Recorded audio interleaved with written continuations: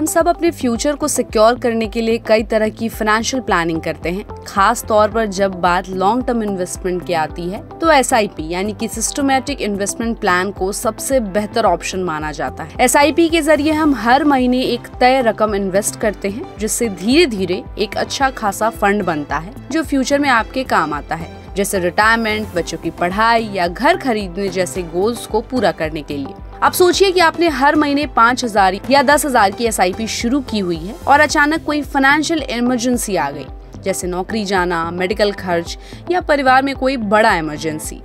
ऐसे में सबसे बड़ा सवाल है कि क्या SIP बंद कर दी जाए या कुछ समय के लिए रोकी जाए। SIP pause versus SIP close, क्या है सही? अक्सर लोग जब मुश्किल में होते हैं तो सीधे SIP बंद करने का फैसला ले लेते हैं, लेकिन हमेशा ये सही फैसला नहीं होता है। SIP को बंद करने से आपकी इन्वेस्टमेंट जर्नी पर ब्रेक लग जाता है और आपका लॉन्ग टर्म गोल भी अफेक्ट हो सकता है। इसकी जगह SIP पॉज करना एक बेहतर ऑप्शन हो सकता है। अब बात करें कि SIP पॉज है क्या, तो SIP पॉज एक ऐसी सुविधा है जिसे आजकल ज्यादातर म्यूचुअल फंड कंपनियां देती हैं। इसके तहत आप अपनी SIP को कुछ समय के लिए रोक सकते हैं बिना स्कीम को पूरी तरह बंद किए। पहले ये सुविधा सिर्फ 1 से 3 महीने के लिए उपलब्ध थी, लेकिन अब कई फंड हाउस 6 महीने तक का पॉज पीरियड भी देने लगे हैं। इसका मतलब ये हुआ कि अगर आपने SIP पॉज किया है तो उसे तय समय के लिए आपकी मंथली किस्त आपके अकाउंट से नहीं कटेगी। अब अगर SIP पॉज लेने का प्रोसेस जाने तो आपको अपनी AMC को SIP पॉज के लिए रिक्वेस्ट भेजनी होती है। आप ये रिक्वेस्ट ऑनलाइन पोर्टल, ऐप या फिजिकल फॉर्म के जरिए भेज सकते हैं। रिक्वेस्ट डालते समय ये देखना जरूरी होता है कि आपकी फंड कंपनी मैक्सिमम कितने महीने की पॉज सुविधा देती है। अगर AMC आपकी रिक्वेस्ट अप्रूव कर देती है तो SIP एक तय समय के लिए रुक जाती है।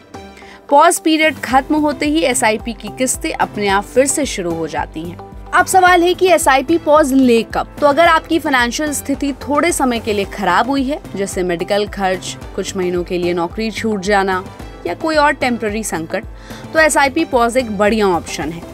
इससे आप अपनी स्कीम को पूरी तरह बंद नहीं करते हैं और आपके लॉन्ग टर्म इन्वेस्टमेंट पर ज्यादा असर नहीं पड़ता है। SIP क्लोज यानी स्कीम को पूरी तरह से बंद करना तभी करना चाहिए जब आपको ये अंदाजा हो कि आने वाले लंबे समय तक आपकी आर्थिक स्थिति नहीं सुधरेगी, या फिर आप उस गोल को चेंज करना चाहते हैं जिसके लिए आपने SIP शुरू की थी। लेकिन ध्यान रहे, SIP बंद करने से आपका कंपाउंडिंग बेनिफिट भी रुक जाता है और आपका गोल अचीव करना मुश्किल हो जाता है। तो अगर फाइनेंशियल इमरजेंसी है तो घबराएं नहीं, SIP को बंद करना आखिरी ऑप्शन होना चाहिए। SIP पॉज सुविधा का फायदा लें, इससे आपको कुछ महीनों की राहत मिलेगी और आपकी इन्वेस्टमेंट जर्नी भी ट्रैक पर बनी रहेगी। फाइनेंशियल डिसीजन हमेशा सोच समझ कर ले और अगर जरूरत हो तो किसी फाइनेंशियल एक्सपर्ट से सलाह भी ले। और अब इस खबर पर अपनी राय हमें दीजिए कमेंट बॉक्स में और ऐसी अपडेट्स के लिए देखते रहिए गुड रिटर्न्स। हमारे चैनल को लाइक और सब्सक्राइब करना बिल्कुल भी मत भूलिएगा।